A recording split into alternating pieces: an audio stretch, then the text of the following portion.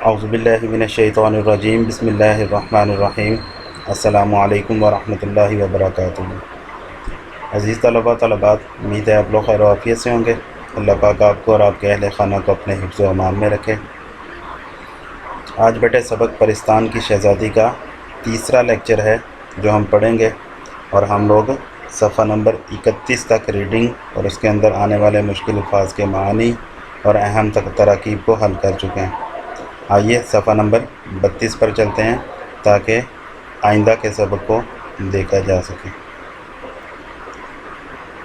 جی بیٹے، اگلے سبق کی ریڈنگ سے پہلے بیٹے میں کچھ اس کا ماقبل ذکر کر دوں تاکہ آپ لوگوں کو پوری کی پوری سٹوری جو ہے وہ سمجھ آ سکے کہ کہاں سے بات چل رہی تھی، کہاں سے آگے چلے گی، کہاں تک ہم لوگ پڑھ چکے تھے۔ تو بیٹے سیدانی بی سے سوال کیا تھا میر صاحب کی بیوی نے۔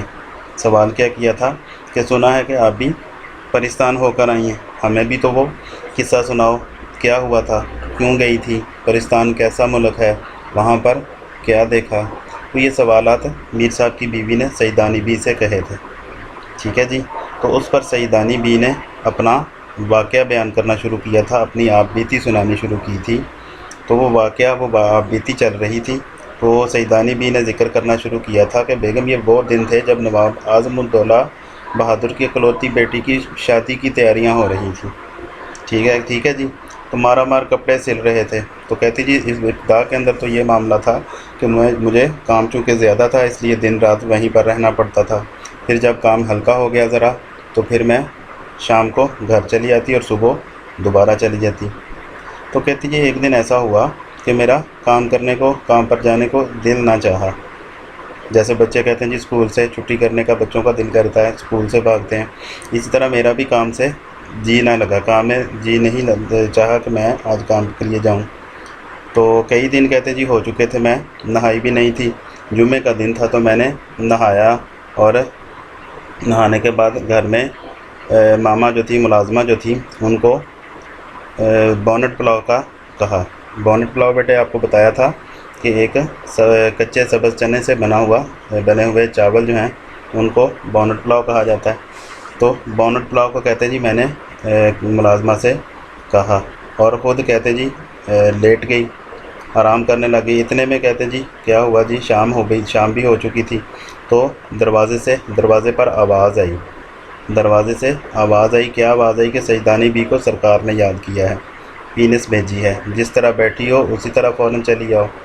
تو سیدانی بی کہتی ہے کہ میں سمجھی کہ شاید یہ نواب اعظم الدولہ کی طرف سے بلاوا آیا ہے، کہ کیونکہ آج میں گئی نہیں ہوں تو آج ان کی طرف سے بلاوا آ گیا ہے کہ جیسے بیٹھی ہو فوراً چلی آؤ، کام بہت زیادہ، ٹھیک ہے جی۔ تو سیدانی بی کہتے جی فوراً اٹھی اور جا کر سواری میں بیٹھ گئی۔ اب سیدانی بھی کہتی ہیں میں عام طور پر بڑے نخروں سے جایا کرتی تھی، لیکن اس دن پتہ نہیں کیا ہوا کہ اپنے پسند کے چاول بھی بنوائے ہوئے تھے، ٹھیک ہے جی، جو ابھی پک رہے تھے، اور میں اسی سوچ میں تھی کہ مجھے پتہ بھی نہیں چلا کہ میں ان کی سواری میں بیٹھ گئی اور چل پڑی۔ ذہن میں یہی بات تھی کہ نواب اعظم الدولہ کی طرف جا رہی ہوں، لیکن کہتے ہیں جی کچھ دیر گزرنے کے بعد نواب اعظم الدولہ صاحب کا جو محل جو تھا وہ ایسا مجھے محسوس ہوا جیسے کہ ہم اس طرف جا ہی نہیں رہے، بالکل سناٹا ہے، ٹھیک ہے، ارد گرد کا ماحول میں بالکل سناٹا ہے، کسی قسم کی کوئی آوازیں نہیں سنائی دے رہی، اور میں ڈولی میں بیٹھی ہوئی ہوں، سواری میں بیٹھی ہوئی ہوں، ٹھیک ہے۔ اب وقت بھی اتنا گزر چکا ہے کہ اتنے دیر میں تو نواب صاحب کا محل آ جایا کرتا تھا۔ تو اس بارے میں وہ بڑے پریشان ہوئی، اور انہیں ڈولی سے پردہ ہٹا کر دیکھا تو باہر کیا دیکھتی ہیں، کہتی تھی جنگل جو تھا وہ سائیں سائیں کر رہا، اور جو سواری ہے اس کو ایسے لگ رہا ہے جیسے کہتی جی پہیے لگے ہوئے ہیں۔ اب کہتی جی میں تو بہت زیادہ گھبرا گئی اندھیرا دیکھ کر، جنگل کو دیکھ کر، کہ یہ ڈولی خود بخود کہاں پر چلتی جا رہی ہے۔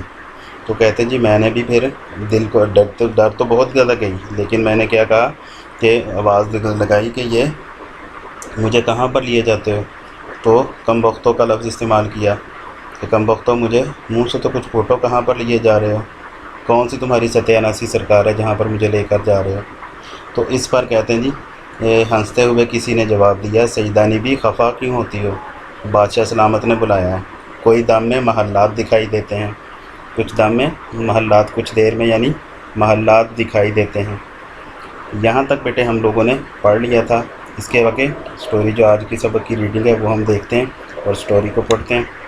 تو کیا کہتے ہیں جی، ایسا معلوم ہوا کہ جیسے کوئی پالکی کے پاس بول رہا ہے۔ ایسا معلوم ہوا جیسے کوئی پالکی کے پاس بول رہا ہے۔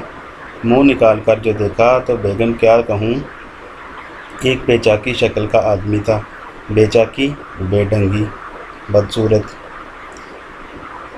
بکرے کا سا منہ، گھوڑے کی سی ٹانگیں اور پالکی آپ ہی آپ چلی جاتی ہے۔ منہ اس کا کیسا تھا؟ اس شخص کا بکرے جیسا منہ تھا، گھوڑے جیسی ٹانگیں تھیں، اور پالکی بیٹے پیچھے بھی لفظ آیا ہے، سواری کو کہتے ہیں۔ تو پالکی آپ ہی آپ، سواری یا ڈولی آپ ہی آپ چلتی جا رہی ہے۔ نہ کہار تھے نہ کہاریاں۔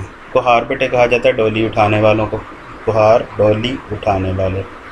تو کہتے جی نہ کہار تھے نہ کہاریاں، یعنی کہ کہاریاں مؤنث، کہار مذکر، کہ نہ مذکر کہار تھے نہ مؤنث کہاریاں تھیں۔ اب تو ڈر کے مارے میرا دم گھٹنے لگا۔ جب نظر ہی کچھ نہیں آیا، اور نظر آیا بھی تو کون؟ بکرے کے جیسے منہ والا اور گھوڑے کی ٹانگوں والا شخص۔ تو کہتے ہیں اب تو ڈر کے مارے میرا دم گھٹنے لگا۔ آنکھیں بند کر لی اور کلمہ پڑھنے لگی۔ آنکھیں بند کر لی اور کیا کیا؟ کلمہ پڑھنے لگی۔ ڈھیر ہو کر رہ گئی۔ ڈھیر ہو کر رہنا مطلب خوف زدہ ہو گئی، بہت زیادہ۔ منٹ دو منٹ کے بعد پھر ہمت کی کہ اول مرنا آخر مرنا، پھر مرنے سے کیا ڈرنا، اور للکار کر بولی، پورے جرت سے بولی۔ کیا کہا ان کو؟ ارے جوان مرگ، تو کون ہے؟ جن ہے یا بھوت؟ جوان مرگ، جوانی میں مرنے والے، یہ قسم کی گالی ہے، بددعا ہے۔ کیا کہا اس کو؟ ارے جوان مرگ، جوانی میں مرنے والے، تو کون ہے؟ جن ہے یا بھوت؟ یاد رکھ میں سجدانی ہوں۔ اب یہ کیا ہے؟ اس کو دھمکی لگا رہی ہیں۔ یاد رکھ میں سجدانی ہوں، مجھ کو بتا نہیں تو جل کر راکھ ہو جائے گا، کہ تیرا اثر، تیرا جادو جو ہے وہ مجھ پر نہیں چلے گا۔ یاد رکھ میں سجدانی ہوں، مجھ کو بتا نہیں تو جل کر راکھ ہو جائے گا۔ بھلا چاہتا ہے تو مجھے یہیں اتار دے، اگر اپنا بھلا چاہتے ہو تو کیا کرو؟ مجھے یہیں پر اتار دو۔ سیدانی بی کے ان الفاظ کے بعد آواز آئی کہ اس نے کہا، اس جن نے کہا، وہ جو بکر گدھا تھا، بکرے کے منہ جیسا شخص تھا، اس نے کہا سیدانی بی گھبراؤ نہیں، سیدانی بی گھبراؤ نہیں، ہم اور ہمارا بادشاہ سیدوں کو بہت مانتے ہیں۔ کیا کہا؟ ہم اور ہمارا بادشاہ سیدوں کو بہت مانتے ہیں۔ خاطر جمع رکھو۔ خاطر جمع بیٹے کہا جاتا ہے تسلی کو، کہ تسلی رکھو، حوصلہ رکھو، کوئی تکلیف نہیں ہوگی۔ بات یہ ہے کہ بتایا اس نے کہ اصل میں ہماری شہزادی کی شادی ہے، کپڑے سی کر چلی آنا۔ ہماری شہزادی کی شادی ہے، کپڑے سی کر چلی آنا، جتنا مانگو گی انعام میں ملے گا۔ لو دیکھو وہ سامنے ہمارے بادشاہ کا محل۔ اتنے میں کہتے جی یہ بات بر کرتے کرتے سامنے محل بھی آ گیا، تو ساتھ ہی اس نے اشارہ کر دیا کہ وہ دیکھو سامنے ہمارے بادشاہ کا محل بھی آ گیا۔ سیدانی کہتے ہیں جی بڑی مشکل سے ڈرتے ڈرتے آنکھیں پھاڑ کر دیکھا تو واقعی پالکی ایک عالی شان دروازے پر رکھی تھی۔ روشنی ایسی تھی، اب وہاں کا منظر بیان کریں گے اشرف صبوحی، ٹھیک ہے جی، کہ کیسا خوبصورت منظر تھا پرستان کا، کہ روشنی ایسی تھی کہ دن معلوم ہوتا تھا۔ اب چلیے آپ کو پتہ ہے کس وقت ہیں؟ شام کے وقت میں، ٹھیک ہے جی، کہ سورج غروب ہو رہا تھا جس وقت یہ چلی تھی۔ اور کہتی ہیں جی جس وقت وہاں پہنچی، اب بالکل راستے کے اندر بھی جنگلات سے گزرتے ہوئے کہتے جی میں پہنچی، اندھیرا تھا، ڈر لگ رہا تھا، لیکن جیسے ہی وہاں پہنچی تو روشنی ایسی تھی کہ دن معلوم ہوتا تھا۔ ایسا دن ہوتا تھا کہتے جی کہ سوئی گر پڑے تو اٹھا لو، سوئی بھی گر جائے باریک سی، ٹھیک ہے، تو اس کو بھی اٹھایا جا سکتا ہے، وہ بھی نظر آ جائے۔ اور مزہ یہ کہ سورج تھا، نہ چاند، نہ فانوس کہیں نظر آتے تھے، نہ لالٹین۔ فانوس بھی بیٹے لالٹین کے معنوں میں۔ تو کیا کہا جا رہا ہے جی؟ اٹھا لو، سوئی گر پڑے تو اٹھا لو۔ اور مزہ یہ کہ سورج تھا، نہ چاند، نہ فانوس کہیں نظر آتے تھے، نہ لالٹین۔ چوبدار، باری دار مرد ہیں۔ چوبدار بیٹے پہرے دار کو کہا جا رہا ہے۔ پہرے دار جو تھے، گارڈز وغیرہ جو تھے، وہ سارے کیا تھے؟ مرد ہیں۔